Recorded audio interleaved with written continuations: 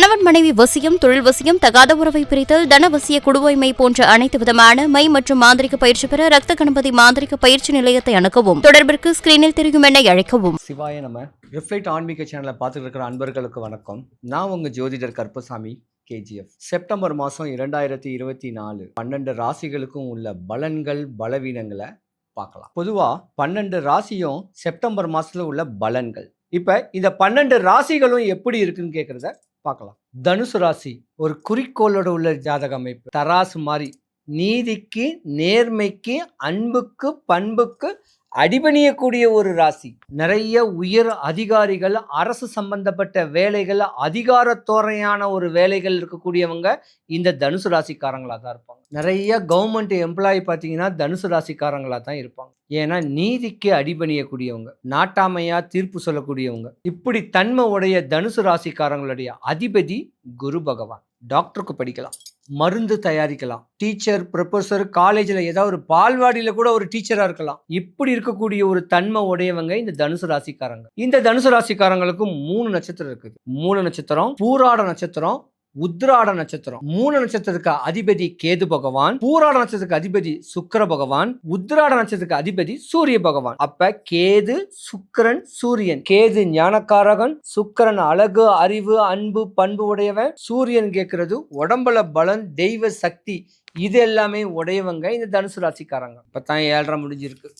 சின்ன தவறுனால, ஒரு சின்ன கருத்து வேறுபாடுனால ஒரு 25, 27 வயசுக்கு மேல கணவன் மனைவி பிரிஞ்சிருப்பான். இந்த 7 வருஷ காலமாவே கணவன் மனைவியை சந்தேகப்படுவான், மனைவி கணவனை சந்தேகப்படுவாங்க. இப்படி கருத்து வேறுபாடுனாலேயே குடும்பம் சின்னாபின்னமா இருக்கும். தான் குழந்தைங்கள்லாம் இன்னைக்கு கஷ்டப்பட்டுக்கிட்டு இருக்கக்கூடிய ஒரு தன்மை இந்த ஜாதகத்துக்கு நிறைய பொருள். ஆன்மீக அமைப்புல கூடிய சித்தரையோ, மகானையோ, ரிஷிகளையோ, ஏதாவது ஒரு தெய்வத்தை வழிபட்டுக்கிட்டு வந்திருந்தீங்கன்னா இந்த பிரச்சனையிலேருந்து இனிமே நீங்க விடுபட்டு போயிருவீங்க. இனிமே கணவன் மனைவி ஒற்றுமையா வரக்கூடிய நேரம் உண்டு. பல டைவர்ஸ் கேஸுகளே இந்த ஜாதகத்துக்கு அமைப்பு தான் நிறைய வந்திருக்கும் இந்த 2018 இருந்து இன்னைக்கு வரைக்கும். ஏன்னா கணவனுடைய மனைவி தான் அதிகமா சம்பளம் அதிகம் வாங்குவான். அப்படி ஒரு தன்மையில இந்த கணவன் மனைவிகளுடைய கருத்து வேறுபாடுல பிரிஞ்சு வாழ்க்கையே சின்னாபின்னமா வந்திருக்கக்கூடிய தன்மை இந்த தனுசு ராசிக்காரங்களுக்கு உண்டு. இனிமே நல்ல நேரம் தான். ஏதாவது ஒரு சட்ட சிக்கல், ஏதாவது ஒரு பிரச்சனை, ஆபீஸ்லயோ பணிபுரிகிற இடத்துலயோ பிரச்சனை வந்திருந்தாலோ, இல்ல பூர்வீக சொத்துல, முன்னோருடைய சொத்துல மண்ணுனால வந்திருக்கக்கூடிய ஒரு பிரச்சனை வந்திருந்தாலோ உங்களை விட்டு விலகுது. நல்லா இருக்கக்கூடிய ஒரு நேரம் இந்த தனுசு ராசிக்காரங்களுக்கு கட்டாயமா உண்டு. யோகத்தின் அடிப்படையில நல்ல ஒரு தருணமும் வருது. உங்க குலதெய்வத்தை நீங்க வேண்டணும். சனி பகவானை தலைவணங்கி வழிபடணும். இப்படி வழிபட்டுக்கிட்டு முறையா வந்தீங்கன்னா அடுத்த 5 ஆண்டுக்கு உங்களுக்கு குறை வராது. ஏன்னா தனுசு ராசிக்கு 3வது வீட்டுல வந்த சனி பகவான் வக்ரகதி ஆயிட்டார். வக்ரன்னா அடுத்த ராசிக்கு பிரவேசம் ஆகிறதுக்கு பொட்டி படிக்கிறதுக்கு தயாராயிட்டார்னு அர்த்தம். மீன ராசிக்கு தான் இப்ப 7.5 சனி. அப்ப அந்த மீன ராசிக்கு போறதுக்காக புறப்பட தயாராயிட்டார். உங்களை பிடிச்ச அந்த 7.5 சனி எல்லாம் முடிய போகுது. பல இன்னல் துன்பத்தை அடைஞ்ச தனுசு ராசிக்காரங்களுடைய பிரச்சனைகள் இந்த மாசத்துல இருந்து முடிய போகுது. நல்ல நிலைமை வரப்போகுது. உயர் பதவி கிடைக்க போகுது. ஞானம், யோகம் கிடைக்க போகுது. ஒரு சித்தரை பிடிச்சிக்குங்க. உங்க வாழ்க்கை நல்லபடியா அமையும்.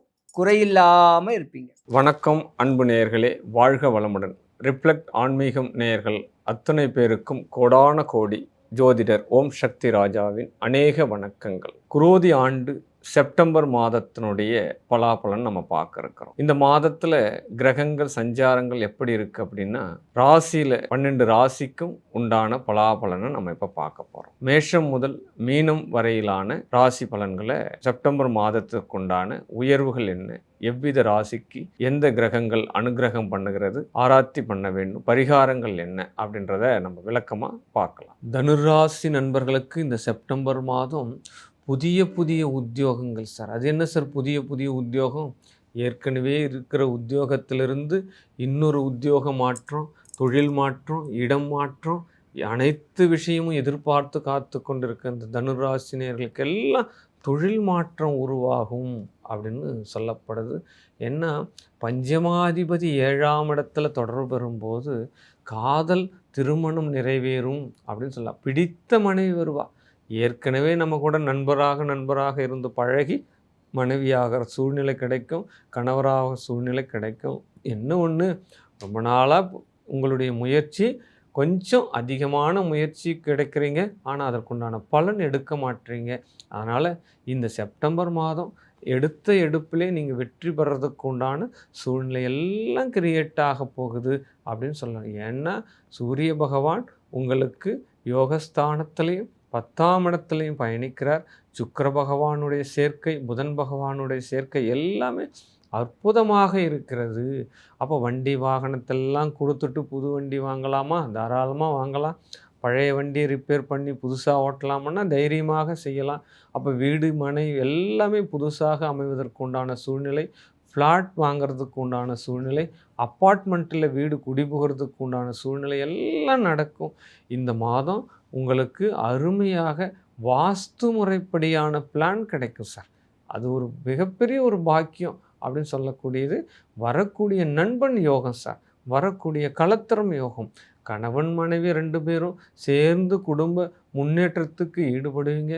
ரொம்ப நாளாக இருக்கக்கூடிய ஒரு ஸ்ட்ரெஸ் மனப்பான்மை இந்த மாதத்தில் உங்களுக்கு குறைய போகுது சார். ஆமாம், எப்பயுமே ராசியாதிபதி 6ஆம் இடத்துல போகிறதுனால வயிறு சார்ந்த ரோகம் இருக்கிறவங்க, கொஞ்சம் அஜீரண கோளாறு இருக்கிறவங்க எல்லாம் கொஞ்சம் உடற்பயிற்சி செய்யணும், மூச்சு பயிற்சி செய்யணும், நடைப்பயிற்சி செய்யணும் அப்படின்றத தவறாது செய்யுங்க. ஏன்னா குரு பகவான் ரிஷபத்திலேருந்து மாறுற வரைக்கும் உங்களுடைய உடல் நலத்தையும் கொஞ்சம் கூடுதலாக பார்த்துக்கோங்க. வித்வான் அப்படின்ற ஒரு ஒரு பாசிட்டிவ் நிலை இந்த சூரியன் கொடுக்க போகிறார். ஆமாம், சகலவித கலைகளிலும் தேர்ச்சியாகக்கூடிய ஒரு மாதமாக இந்த மாதம் உங்களுக்கு அமையப்போகிறது.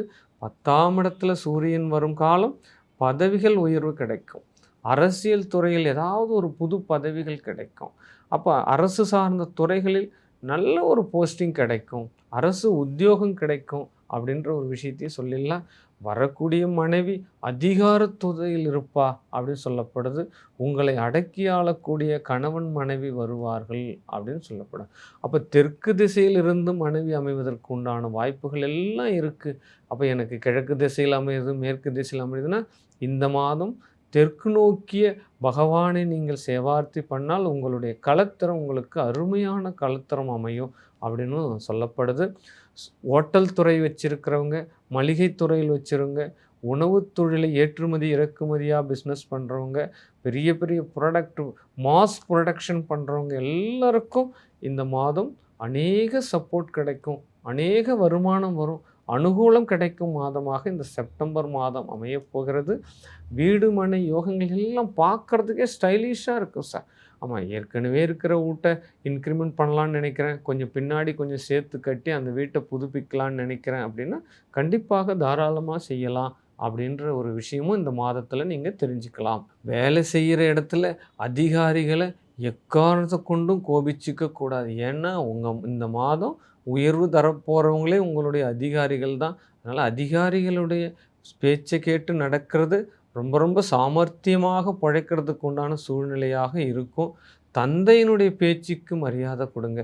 9இல் சூரியன் தந்தை மகனுக்கு உள்ள ஒரு விரிசல் தன்மை ஏற்படுத்துவார் அப்படின்னு தான் சொல்லப்படுது. அதனால் தந்தையார்கிட்ட சற்று அடக்க ஒடுக்கமாக தந்தை மகன் உறவு ஆரோக்கியமாக இருக்கிறதுக்கு என்ன வழியோ அந்த உபகாரத்தை பாருங்கள். சூரியனார் கோயில் பாருங்கள்.